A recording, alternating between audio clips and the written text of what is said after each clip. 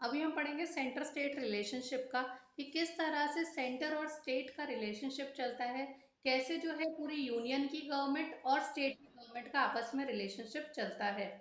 तो बहुत साल पहले तक ऐसा होता था, 1989 तक ऐसा होता था जनरली, कि जो पार्टी आपकी यूनियन में आई है वही पार्टी स्टेट में आती थी। मतलब ऐसा होता था कि कांग्रेस की जो सरकार है वो पूरे देश में भी जीतती थी और मैक्सिमम स्टेट्स में भी आ जाती थी।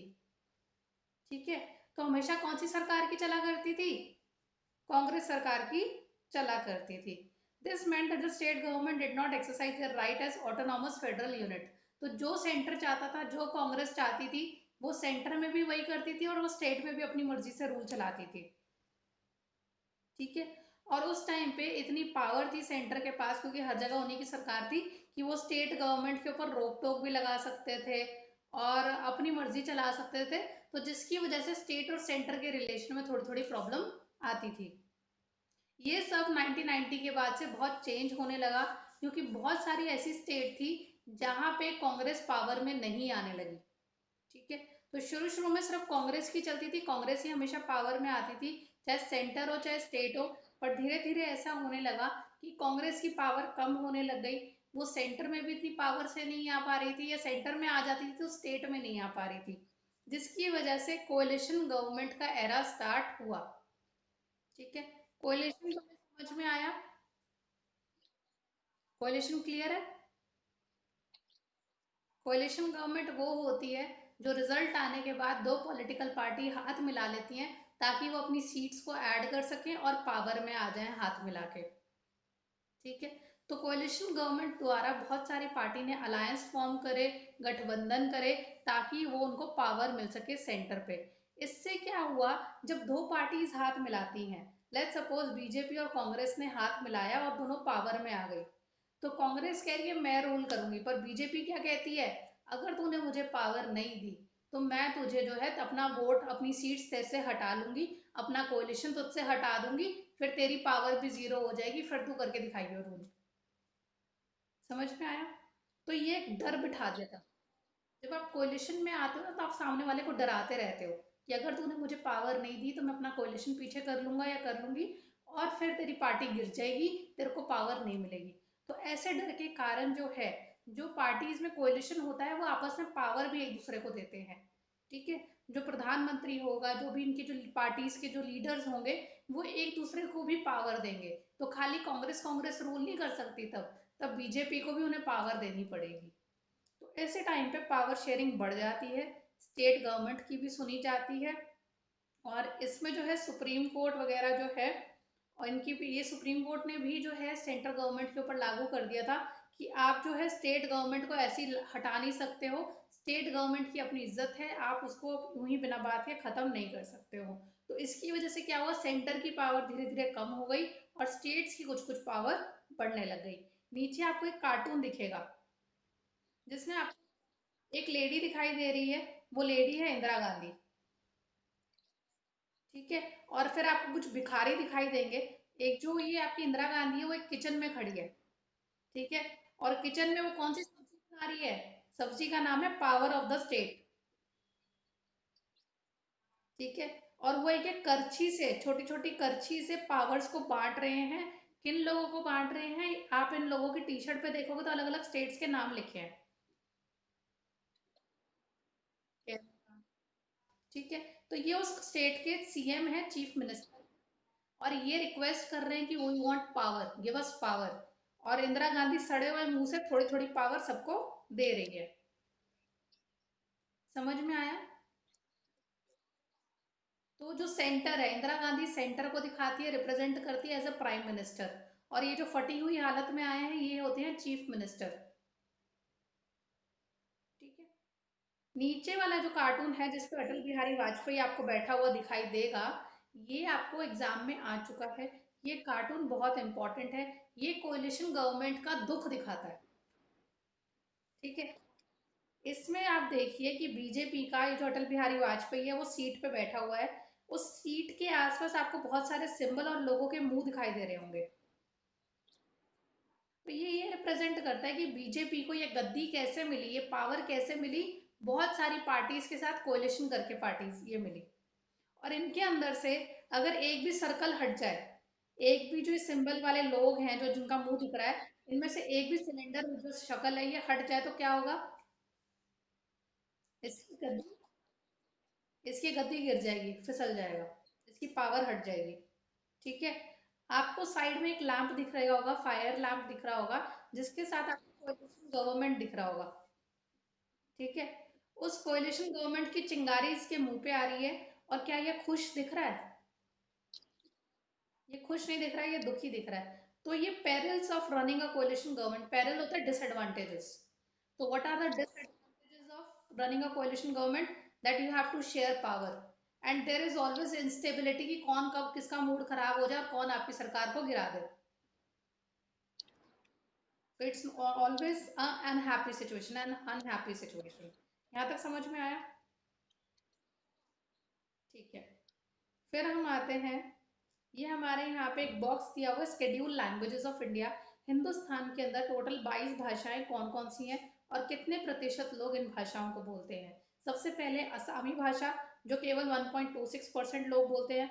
बंगाली भाषा 8%, बोडो 0.12, डोगरी 0.21, गुजराती 4%, हिंदी 43% से ऊपर, कन्नड़ भाषा 3%, कन्नड़ इज ऑफ कर्नाटका, कश्मीरी 0.56, कोंकणी गोवा की भाषा है 0.19, मैथिली 1.12, मलयालम 2.88, मणिपुर, देन मराठी, नेपाली, उड़िया, पंजाबी, संस्कृत, सांथली, सिंधी, तमिल, तेलुगु और उर्दू। ये सारी हमारे देश की भाषाएं हैं। इतना समझ में आया? फिर हम आते हैं डिसेंट्रलाइजेशन इन इंडिया। ठीक है। डिसेंट्रलाइजेशन का मतलब क्या होता है? एक चीज होती है सेंट्रलाइजेशन और एक चीज होती है डिसेंट्रलाइजेशन। जब सारे डिसीजन लेने की पावर मैं अपने हाथ में रखूं और मैं किसी और को पावर ना बांटूं, वो होती है सेंट्रलाइजेशन। ठीक है। और वहीं पे कुछ पावर मैं अपने हाथ में रखूं और आगे आगे पावर बांटती चली जाऊं, उसे कहते हैं डिसेंट्रलाइजेशन। तो जब डिसीजन टेकिंग पावर आगे आगे के लेवल में, सेंटर से स्टेट के पास, स्टेट से आगे गवर्नमेंट या भी पंचायत के पास या एमसीडी के पास पावर हर लेवल पे बट जाती है, उसे डिसेंट्रलाइजेशन कहते हैं। ये बात समझ में आई? ठीक है। We noted about that federal government have to और मोर टीयर ऑफ गवर्नमेंट। तो जनरली जहाँ पे पावर शेयरिंग होती है, जहाँ पे एक से ज्यादा लेवल की सरकार होती है, वहाँ पे एटलीस्ट 2 टीयर ऑफ गवर्नमेंट होती है। 2 लेवल ऑफ गवर्नमेंट, टीयर का मतलब होता है लेवल, 2 लेवल ऑफ गवर्नमेंट होती है। तो इंडिया के केस में क्या है कि इंडिया का साइज इतना ज्यादा बड़ा है कि 2 लेवल में बात नहीं बनेगी। ठीक है। तो इंडिया का साइज बहुत बड़ा है, पॉपुलेशन बहुत ज्यादा है, तो इन्होंने यहाँ पे 3 लेवल की सरकार करी हुई है, 3 टीयर ऑफ गवर्नमेंट करी हुई है। समझ में आया? तो इंडिया की इतनी बड़ी बड़ी स्टेट है कि वो अपने आप में एक बड़ा देश बन सकती हैं। जैसे उत्तर प्रदेश का जो पॉपुलेशन है वो रशिया से ज्यादा है। ठीक है। महाराष्ट्र जो है वो जर्मनी से ज्यादा पॉपुलेशन रखती है। तो ये स्टेट अपने आप में इतनी डाइवर्स हैं और इतनी बड़ी हैं, इसलिए कि 2 लेवल की गवर्नमेंट में काम नहीं चलेगा। इसलिए हमने 3rd लेवल ऑफ गवर्नमेंट को ऐड किया, जिसको लोकल गवर्नमेंट कहते हैं। ठीक है। फिर आपको नेक्स्ट पैराग्राफ में 3 लाइन मार्क करनी है। जब पावर सेंटर और स्टेट से लेके लोकल गवर्नमेंट को दे दी जाती है, उसे डिसेंट्रलाइजेशन कहते हैं। समझ में आया? क्लियर है बेटा? ठीक है। डिसेंट्रलाइजेशन के पीछे सबसे बड़ा आइडिया ये है कि हमारे देश की पॉपुलेशन बहुत सारी है और बहुत सारे लोगों को दिन लोकल लेवल की बहुत सारी प्रॉब्लम होती है, अपने अपने इलाके में बहुत सारी प्रॉब्लम होती है। हर उस छोटी बड़ी प्रॉब्लम के लिए आप सीएम के पास या पीएम के पास नहीं जा सकते। आप अपने लोकल एरिया का जो मिनिस्टर है, लोकल एरिया का जो विधायक है, उसके पास कंप्लेंट करो। ठीक है। तो लोकल प्रॉब्लम के लिए लोकल सॉल्यूशंस होने चाहिए। जो आपकी लोकेलिटी में रहने वाला मंत्री है, जो आपके आसपास रहने वाला मंत्री है, वो आपकी प्रॉब्लम को ज्यादा बेटर समझेगा रादर देन पीएम और सीएम। ये बात मानते हो कि नहीं? Yes. तो लोकल गवर्नमेंट जो है बेस्ट तरीका होता है, जिसमें लोग अपनी मन की बात भी कह सकते हैं और डायरेक्ट अप्रोच कर सकते हैं। इसको लोकल सेल्फ गवर्नमेंट भी कहते हैं। शहरों में इसे एमसीडी का नाम दिया गया है, म्यूनिसिपल कॉरपोरेशन का नाम दिया गया है, और गांव में इसको पंचायत का नाम दिया गया है। समझ में आया? तो ये सेंट्रलाइजेशन डिसेंट्रलाइजेशन करना बहुत ज़रूरी था। और उसके बाद बहुत कोशिश करी गई, गांव के अंदर पंचायत बनाए गए और शहरों के अंदर म्यूनसिपैलिटीज बनाई गई 1992 के बाद से। ठीक है। और हर 5 साल में यहाँ के इलेक्शन होते हैं, एमसीडी के भी इलेक्शन होते हैं, पंचायत के भी इलेक्शन होते हैं। और ये जो लोकल सरकारें होती हैं, इनके पास पैसा कहाँ से आता है? ये स्टेट से पैसा लेती हैं।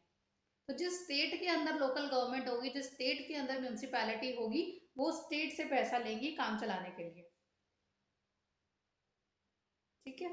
अब स्टेट अगर कहेगी कि तूने मुझसे पैसा लेना तो तुझे मेरी बात भी माननी पड़ेगी। तो कहीं ना कहीं ये डिपेंडेंट हो जाते हैं स्टेट के ऊपर। ठीक है। 1992 में एक बहुत बड़ा स्टेप लिया गया डिसेंट्रलाइजेशन के लिए, और 3 टियर गवर्नमेंट बनाई गई, 3 लेवल की गवर्नमेंट बनाई गई, जिसमें लोकल लेवल और म्यूनसिपैलिटीज को ऐड किया गया। सबसे पहले इनके बहुत सारे फीचर्स हैं। पहला फीचर है कि हर 5 साल में इनके इलेक्शंस होंगे रेगुलरली। ठीक है। दूसरी चीज इसमें करी गई, इन्होंने रिजर्वेशन दी। किस किस को? शेड्यूल कास्ट, शेड्यूल ट्राइब और ओबीसी, इन सबको रिजर्वेशन दी इन्होंने। फिर इन्होंने ये कह दिया तीसरी चीज, कि टोटल जितनी भी सीट्स हैं, जितनी भी वोट होंगे, उसमें से 1/3 जो सीटें हैं वो औरतों को जाएंगी। तो अगर हमारे यहाँ से 30 मंत्री चुने जाने हैं तो 10 मंत्री औरतें होंगी। ठीक है। तो इससे औरतों का बढ़ जाएगा, औरतों की पावर बढ़ जाएगी। ठीक है। और इनका इलेक्शन कराने के लिए म्यूनसिपैलिटी और आपका जो है ये पंचायत है, इसका इलेक्शन कराने के लिए स्टेट इलेक्शन कमीशन बनाई जाएगी। उसके अलावा जो स्टेट गवर्नमेंट है, अपनी स्टेट लिस्ट के अंदर से कुछ पावर निकाल के लोकल गवर्नमेंट को देगी। ठीक है। तो रूरल लोकल गवर्नमेंट में जो गांव का इलाका है, वहां पे इस गवर्नमेंट को पंचायती राज कहते हैं। डबल अंडरलाइन कर लेना, पंचायती राज। ठीक है। तो जितने भी गांव होते हैं या गांव के झुंड होते हैं स्टेट्स में, उन्हें ग्राम पंचायत कहते हैं। तो हर 10 गांव को, 8 गांव को मिला के ग्राम पंचायत होती है, जहाँ पे सारे लोग आके बैठते हैं और डिस्कशन डिबेट्स करते हैं। ठीक है। और इनके ऊपर एक वार्ड बैठता है। ये जो ग्रुप होता है, सारे गांव के लोग जब आके मिलते हैं, तो इनके ऊपर कुछ लोग बैठते हैं, इनके सामने कुछ लोग बैठते हैं जो कि डिबेट फंक्शन को हेल्प करते हैं, जो सबकी बातें सुन के आगे जजमेंट देते हैं। उनको ये पंच कहते हैं। सरपंच सुना होगा ना, वैसे ही पंच होते हैं। ठीक है। और इन पंचों के ऊपर भी एक हेडमैन होता है, जिसको सरपंच कहते हैं। ठीक है ना। और इनका इलेक्शन होता है, इनको सब लोग चुनते हैं, बड़े लोग चुनते हैं कि हम इसको सरपंच बनाएंगे पूरे गांव का। और ये जो है इन सब का जो है टेक केयर फिर सरकार करती है, देखती है। ये लोग जो हैं साल में एटलीस्ट 2 से 3 बार मिलते हैं, पूरी डिबेट डिस्कशन करते हैं कि हमें जो है अपनी लोकेलिटी के लिए क्या क्या काम करना है, अपने आप को आगे बढ़ाने के लिए हमें स्कूल खुलवाने हैं, इरिगेशन का काम करवाना है, क्या करवाना है, ये सारी डिस्कशन होती है। ठीक है। फिर ये डिस्ट्रिक्ट लेवल होता है। तो लोकल ग्राम लेवल के ऊपर एक डिस्ट्रिक्ट लेवल आता है, जिसको जिला परिषद कहते हैं, ब्लॉक कहते हैं, इस तरह से वर्ड दिए जाते हैं। तो थोड़े बहुत गांव जो हैं, जब वो इकट्ठे हो जाते हैं, जब ग्राम सभा सारी इकट्ठी हो जाती हैं, तो उनको ब्लॉक या मंडल बोलते हैं। ठीक है। तो बहुत छोटे छोटे गांव मिलके ग्राम सभा बनते हैं, छोटी छोटी ग्राम सभा मिलके ब्लॉक बनती हैं।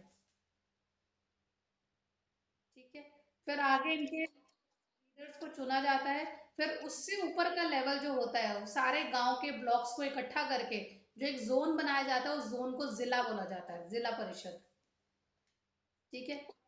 वेस्ट दिल्ली एक जिला बन गया, साउथ दिल्ली एक जिला बन गया, इस तरह से। समझ में आया? ठीक है। तो जैसे हरिनगर की सारी गलियां मिलके एक ग्राम सभा बन गई। ठीक है। हरिनगर, सुभाष नगर, ये आपस में मिलके ब्लॉक बन गए। या इस तरह से हो गया कि हरिनगर का सी एरिया जो है, सी ब्लॉक के अंदर जो जो पड़ता है या डी के अंदर पड़ता है, ये आपकी एक ग्राम बन गया। सारा हरिनगर मिलके एक ब्लॉक बन गया। हरिनगर, सुभाष नगर, रजौरी मिलके एक जिला बन गया। समझ में आया? ठीक है। तो आगे इनके इलेक्शंस वगैरह भी होते हैं। Similarly local government body exist for urban area as well. शहरों के लिए भी ऐसे, जैसे गांव के लिए होती है वैसे शहरों में होती है, उनको म्यूनसिपैलिटीज बोलते हैं। ठीक है। म्यूनसिपल कॉरपोरेशन ऑफ दिल्ली, इस तरह से। इनके भी हर 5 साल में इलेक्शंस होते हैं म्यूनसिपैलिटी के। और 1 मार्क में याद कर लेना, जो इनका ऑफिसर चुना जाता है, जो इलेक्शन में जीत के जो बंदा आता है, उसे मेयर कहते हैं, मेयर। ठीक है। तो म्यूनिसिपल कॉर्पोरेशन का जो चेयरपर्सन होता है, जो हेड होता है, उसे मेयर कहते हैं। उसकी बहुत चलती है म्यूनसिपैलिटी में। समझ में आया?